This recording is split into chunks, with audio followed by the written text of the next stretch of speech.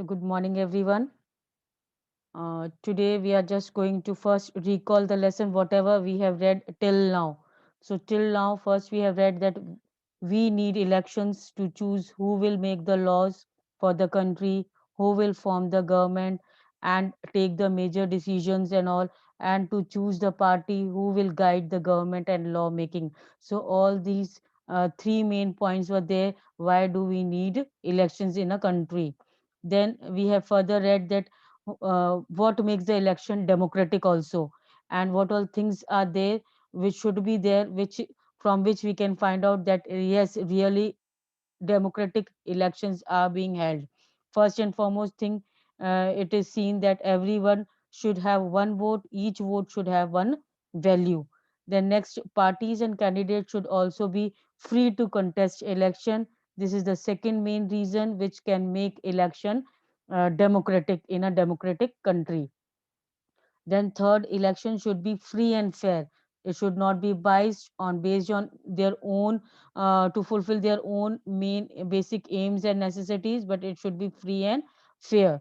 Then next year, fourth point we have read about that candidates preferred by the people should be elected. Where whosoever means most of the peoples according to the wishes of the people only, that candidate should be elected and form the government. Then lastly, what to make election democratic is there that election should be held at a regular intervals. If regularly regularly elections will take place from time to time, then that will make election more popular in a democratic form of country. Then in the previous class we have read about is it good to have a political competition. Under this we have read about merits, few merits and few demerits of the electoral competition. Merits, we have read that political leaders are rewarded for serving people and punished for not doing so. And second merit we have read about that provides uh, incentives to the parties and the leaders, and then important issues are raised during the electoral competition, and then it also forces parties and leaders to serve according to the wishes of the people. Few demerits were also there. On the other hand, among these demerits of electoral competition, we have seen that it creates a sense of disunity and factionalism. Differences in the views and opinion arises during the electoral process. Then second demerit, we have seen that allegations against each other are put. That means one party blames, or one candidate blames to another one, and shows the voters that his party or his means that particular candidate is better than the other one. Then third, we have demerit we have seen is use of dirty tricks to win the elections and all. Means they use money and muscle power and all, and they give the false promises also sometimes to the voters, so that voters are attracted more and more towards their party representative. And it also, one of the last demerit we have seen is that does not allow to formulate sensible long term policies. That means long term policies are not there which can prevail for the when till when the government is ruling. Because previously, in the earlier period of ruling, when the particular candidate is chosen as a representative, the earlier period of ruling, they work for the benefit of the people, and slowly uh, as the time passes, they started in fulfilling their own needs, basic needs and aims. They are becoming, then they become the bias and fulfilling their own profits and own gains only they start looking for. Now next year, today we will discuss with what is our system of election. Now what is our system of election, we will read in the coming paragraph. That is, can we say that Indian elections are democratic? To answer this question, let us take a look how elections are held in India. Now, if we are confirmed, if we are very much confident to say that Indian elections are a democratic form of election. So we have to go through various processes to see, to observe. We have to observe that yes, really, Indian uh, constitution provides an safe, fair, and free elections in our country. So to answer this question, let us take the look at how elections are held in India. Lok Sabha and Vidhan Sabha. These are the two assemblies, Lok Sabha and Vidhan Sabha. Elections are held regularly after every 5 years. Now, also you have seen that elections were held, and the same way, if regularly elections are being held after a particular time period, that shows that really Indian elections are democratic. So we underline this: elections are held regularly after every 5 years. After 5 years, the term all the elected representatives comes to an end. Whatever whosoever is on the seat of the government, that elected representatives rule, the power comes to an end after the 5 years, and a new representative is given the chance. The Lok Sabha or Vidhan Sabha stands dissolved, and then afterwards, after the 5 years, the Lok Sabha and or the Vidhan Sabha, we can say they are dissolved, and because of the new party will frame now. Elections are held in all constituencies at the same time. Another thing we have to see is that elections, whenever election is there, it is uh, in all the constituencies, all the means places, the particular day is the same, then at the same time, either on the same day or within the few days only. So we have to keep in mind that whenever elections are taking place, then it should be either in the same day or the after few days only. In all the constituencies, these elections should be held. So you can underline this also. First and foremost, elections are held after every 5 years. Second, elections are held in all the constituencies at the same time, either on the same day or within the few days only, and this will be called as general elections. Sometimes election, and this is called a general election. So what is general election? You can underline also that elections held at the in all the constituencies at the same time, either on the same day or within the few days, it is called as general election. Then sometimes election is held only for one constituency to fill the vacancy caused by death or resignation of the member. This called a by election. So what is a by election? You can underline this. This is often asked. What do you mean by election?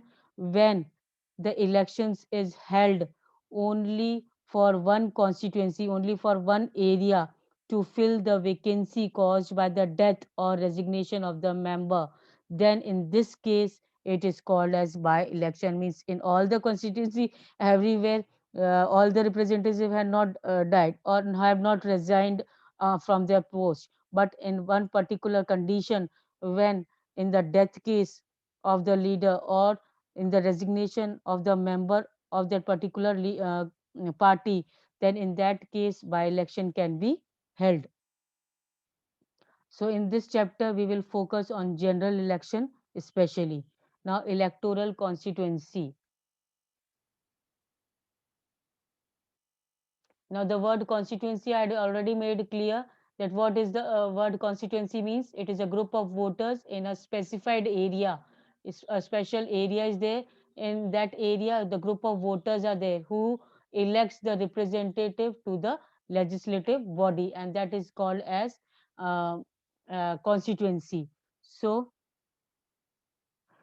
you read about the people of Haryana electing 90 MLAs. You may have wondered how they did that. Did every person in Haryana vote for all the 90 MLAs? Now the question arises that Haryana was electing 90 MLAs. Now every person in Haryana vote for all the 90 MLAs. Is this possible? You perhaps know that this is not the case in our country. We follow an area based system representation. Means a particular area, particular leader is chosen, particular candidate is chosen as the representative of that particular area. The country is divided into different areas for the purpose of election. Now how this election process takes place: First of all, the whole country is divided into different areas for purpose of election. Then these areas are called electoral constituencies. So what are electoral constituency? When the country is divided into different areas for the purpose of election, then these areas are called as electoral constituencies. Now, the voters who live in an area elect one representative. The voter who live in who live in an area, that particular area, that they elect one representative. Means every constituency has a candidate, has some party candidates to whom the voters had to uh, choose from them. So the voters who live in an area elect one representatives. For Lok Sabha elections, the country is divided into 543 constituencies. Underline this, for Lok Sabha election, how many constituencies are there? 543 means 543 different area wise the country is divided into. The representative elected from each constituency is called the member of parliament or MP. So who is an MP? The representative elected from each constituency. Underline this, the representative elected from each constituency is called a member of parliament. In short, we call it MP. Now, one of the feature of democratic election is that every vote should have equal value. Another feature of a democratic election, if you want to observe that really in India democratic elections are being held, then we have to see that every vote should have the equal value, whether a rich person is casting the vote or the poor is casting vote. Whosoever vote is being casted, each and every vote has an equal value, it has an equal importance. Then this is why that is why our constitution requires that each constituency should have the roughly equal population living within it. That means each constituency, uh, the country is divided into many constituencies, so each constituency have the number of people should be most probably should be they should be in equal in number. That is why the representative chosen will be given the equal opportunity by the candidates to vote for him or her. Similarly, each state is divided into the specific number of assembly. Now, each state is also divided into the specific number of assembly constituencies. In this case, the elected representative is called the member of legislative assembly or MLA. So, MP is the representative elected from the each constituency, is called an MP or member of parliament. Now, who is an MLA? Each state is divided into specified number of assembly constituency, and in each case the elected representative is called the member of legislative assembly. Means he or she is elected for the legislative assembly, member of legislative assembly. Now, each parliamentary constituency has within it several assembly constituencies. The same principle applies for panchayat and municipal election also. Means whenever panchayat elections are there or municipal elections are there, same procedure is being held. Each village or town is divided. Now, when panchayat election or municipal elections are there, at that time each village is or town is divided into several wards. Several wards that are like constituencies. Now, the country is divided when the representative to form the government is to be uh, chosen.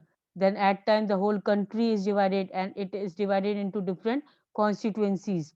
But when at the village level, we can see if municipal elections are being held or for the panchayat elections are being held, they are divided into several wards, and these wards are somewhat like the constituencies only. Each ward elects one member of the village or the urban local body. Sometimes these constituencies are counted as seats for each constituency represent one seat in the assembly.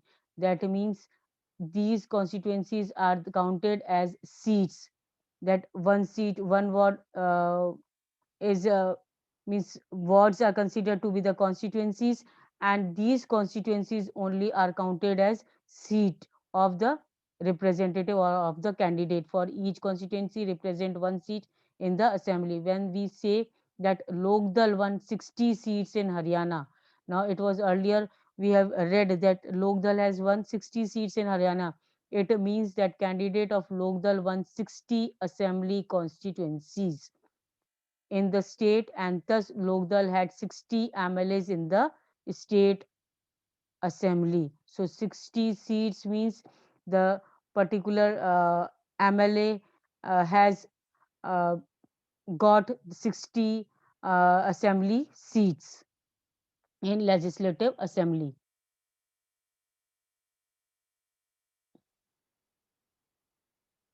Now the reserved constituency, this was all about what is our system of election, how the country during the election process, how the whole country is divided into different constituencies.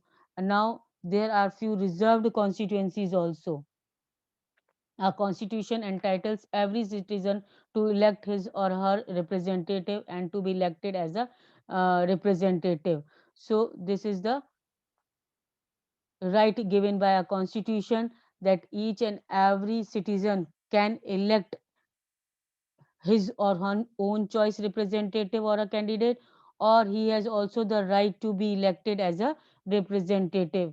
Then the constitution makers, however, were worried that is in an open electoral competition, certain weaker sections may not stand a good chance to get elected to the Lok Sabha. Now, little uh, uh, moderation was there by the constitution makers, that might be the weaker sections, that is the low caste people, the SCs, the STs, they may not stand to fight for the election of the Lok Sabha or like that, or the state legislative assembly. They may not have the required resources, education, and contacts to contest and win election against the others. So why they may not stand to be get to get elected for the government, to form the government, because they may not have the required resources and education and contact contest election to win against the others, and those who are influential and resourceful may prevent them from winning the election. Means those who are more rich people or influential people, or they are having more resources, means they are more knowledgeable people, they think themselves apart from the lower strata of the group, might be that they will prevent them, those lower caste people, to stand and stand against them in the government, in the administration. If that happens, our parliament and assemblies would be deprived of the voice of significant section of the population. And this way, if this thing happens, then what will be the result? That the parliament and assemblies will not have the voice, will not have the opinion or views of those those backward sections in of the population of the country, and this would make our democracy less representative and less democratic, because in this way we will see that each and every person will definitely not get the chance to vote, and if each and every person is not getting the chance to vote or to be elected to as a representative, then we will not be able to say that India will be a democratic country. So the makers of the constitution thought of the special system of reserved constituencies. So the makers of the constitution, whosoever had joined to make the constitution, they thought of the special system in which reserved constituency was there for the weaker sections. For SCs and STs, special seats were reserved. Now some constituencies are reserved for people who belong to scheduled caste. Now what was the step taken? the step taken so that these weaker sections can also come in front. The step taken was to reserve the seats for these people also in legislative assembly. In SC reserved constituency, only someone who belong to scheduled caste can stand for election. SC stands for scheduled caste. The people, if the scheduled caste reserved constituency is there, then the people belonging to scheduled caste can only come and fight for the election or then cast the vote. Similarly, only those belonging to scheduled tribe can contest an election from a constituency reserved for ST. Currently, in the Lok Sabha, 84 seats are reserved for the scheduled caste and 47 for the scheduled tribe as on 26 January 2019. Now, according to 26 January 26 January 2019, the scheduled caste 86 seats were reserved for the scheduled caste and 47 were for scheduled tribe, and this number is in proportion to the share in the total population. That means the reserved seats for SCs and STs do not take away the legitimate share of any other social group. That means if the reservation will be given to these weaker section of the society, then definitely we can say that they will get the chance to uh, give their own views, to put their opinion in front of the government by selecting the candidate of their own choice, or even stand to be elected for the government post. Now, this system of reservation was extended later to other weaker sections also at the district and local level. In many states, seats in rural, that means rural areas are the panchayat, the village areas, and the urban. In urban, this is towns and all municipalities and corporations are there. Local bodies are now reserved for other backward classes also.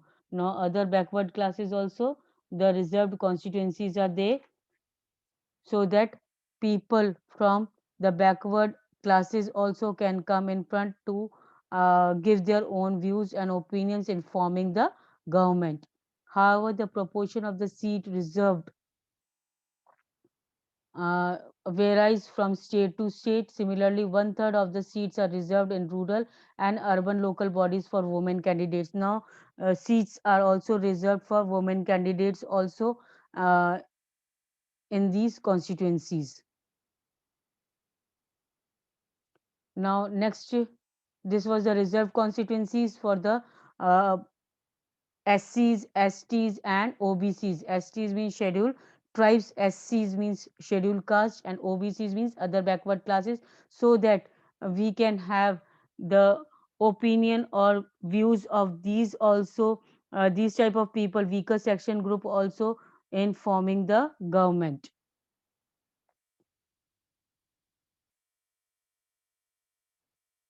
I think that's all for today.